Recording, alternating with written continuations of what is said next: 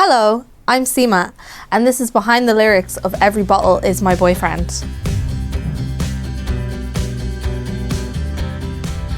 So, Every Bottle Is My Boyfriend is a song about the self-destructive nature of the relationship that I have with myself.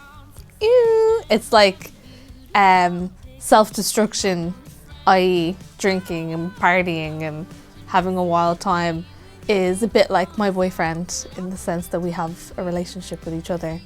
And yeah, I'm a bit of an agent of chaos, and this song was me trying to sum up that part of myself, I guess. I think it's relatable. I think a lot of girlies out here in the world are agents of chaos as opposed to, agents of care and consideration. And I just kind of wanted to sum that up in something that felt like a release when you hear it and sing along to it. I wrote this song over the course of about a year. I had like lots of little bits and pieces. The first thing I came up with was the title, Every Bottle in brackets is my boyfriend, because I was thinking a lot about how country songs are written and worded, and particularly titles. There's a song by a man called Gary Stewart that's one of my favourite songs of all time, called She's Acting Single, brackets, I'm Drinking Doubles. And I really wanted a song title that was like that. So I basically just came up with the song title first and then worked backwards from it, as I'm wont to do, like that film The Santa Claus. Yeah, I finished writing this song. I have a very distinct memory of finishing writing this song in the shower in a house that I used to share with 4 other people, and there was this one person who lived in the house that was just so inconsiderate and just had really long hair that they never brushed, and they would just leave clumps of hair everywhere, and there was this really big clump of hair in the shower plug hole at this time, even though I'd cleaned the shower.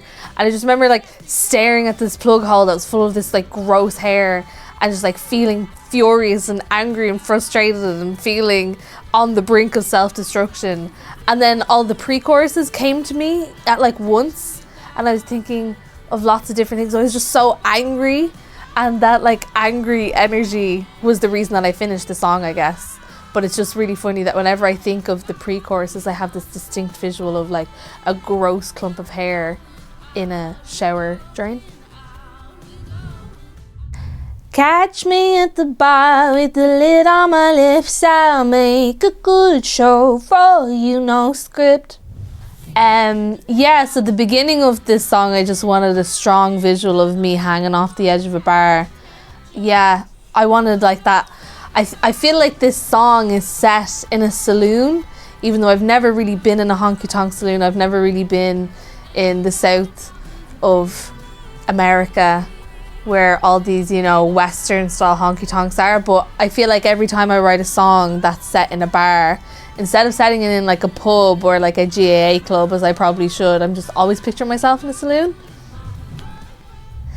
Ending in a house round 6 a.m. What a beautiful pic of no one's friend. Yeah, that person that's always at the gaff party at 6 a.m. and they're just a randomer, and everyone's just who is that? Who invited this person? They're so annoying and loud and destructive, and they're after pouring a bottle of Smirnoff Ice down the sink for no reason. That's me. I think that's generally me. I'm always the kind of blow-in, the person that nobody ever really knows at a house party, and it's just who's your one? She's being so weird. She seems so depressed. That's me. And that's what that lyric is about. It's who's your woman in the picture that literally nobody knows? This absolute randomer who just came here to get absolutely smashed. That's me. Sorry. I wanted to know, would you message me when you get home sound, but I'll forget to read. Yeah, this is just another going out on a night out trope for me, which is that whenever a friend of mine leaves the club early, or leaves the gaff early, or goes home early, I will, without fail, every single time be message me when you get home. Message me when you're home safe. Let me know when you get home. Let me know when you get out of the taxi. Let me know when you're home safe. I never read that text. I never check up on that text. They may as well not send it. They literally may as well not send it, because I am still partying. I'm still drinking myself into a little hole, so I never know if they've gotten home safe or not. And I feel really guilty about that. I feel really bad about that, because they could be getting murdered. I wouldn't know a thing. I wouldn't know a thing. I think about a joke that didn't land. I'm never gonna sleep again.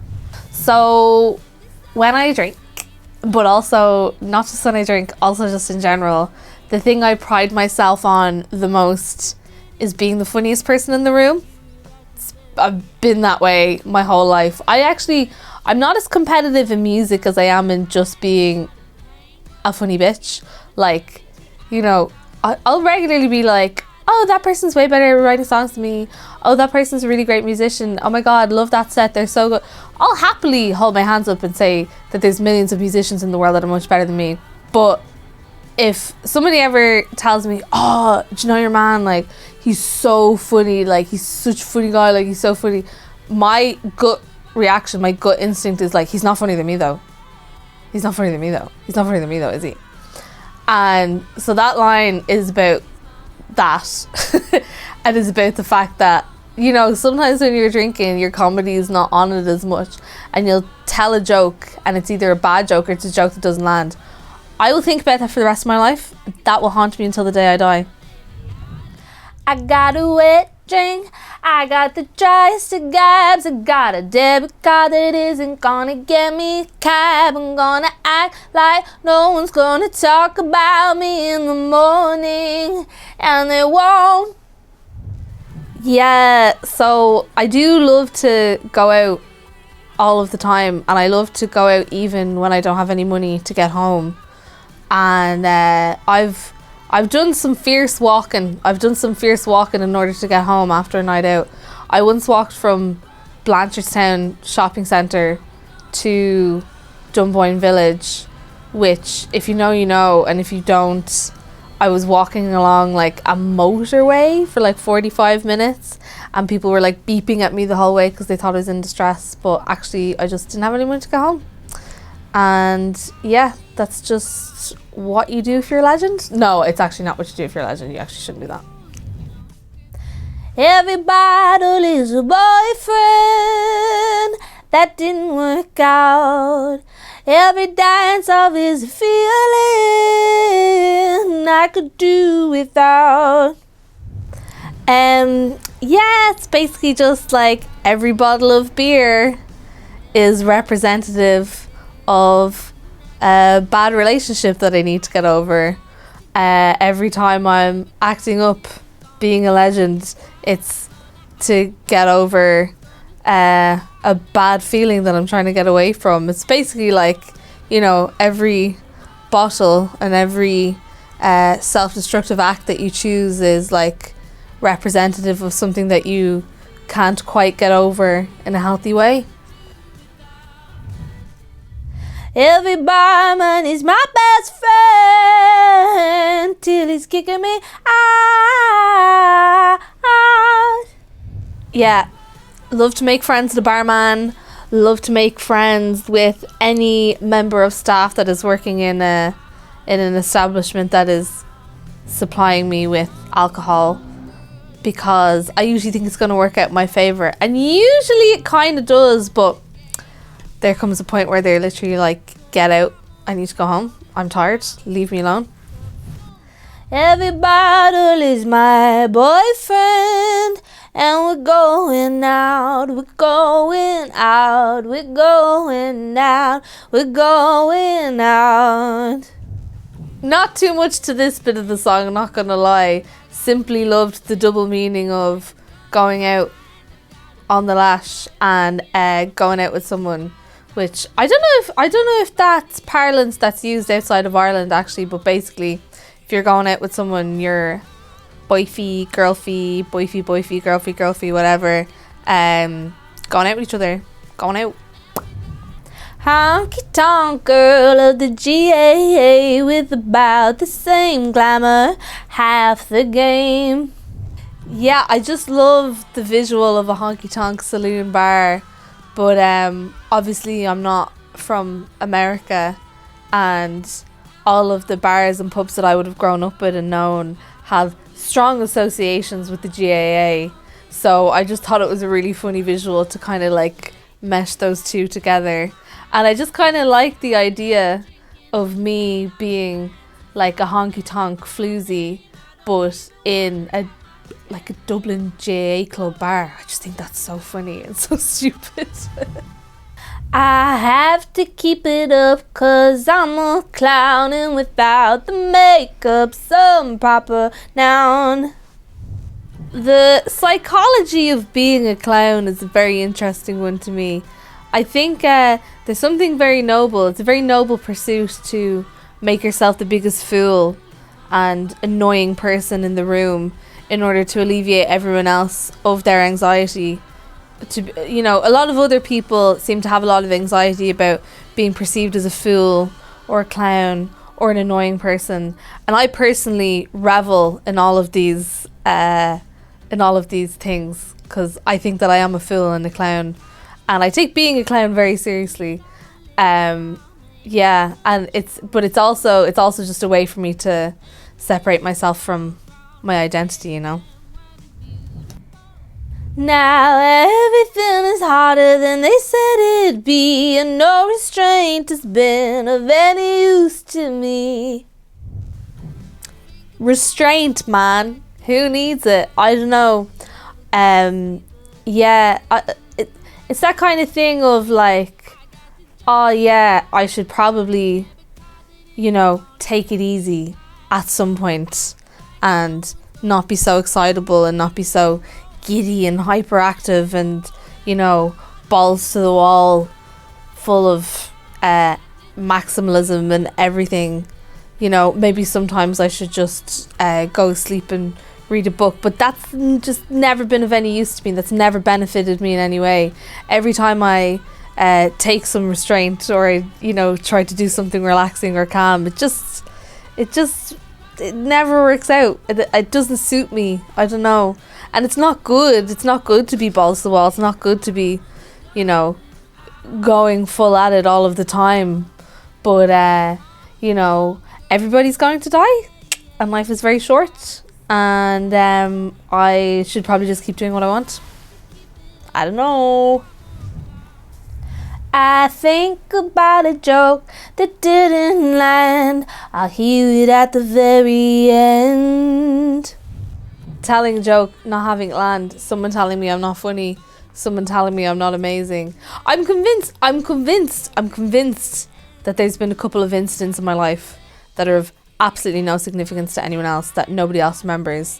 But just these little bitty times where I put my foot in it a little bit in front of another person and I immediately want to die. I'm convinced that when my life flashes before my eyes on my deathbed, I'm going to remember the time that I called someone the wrong name on a night out like 45 years beforehand. I'm just convinced of it.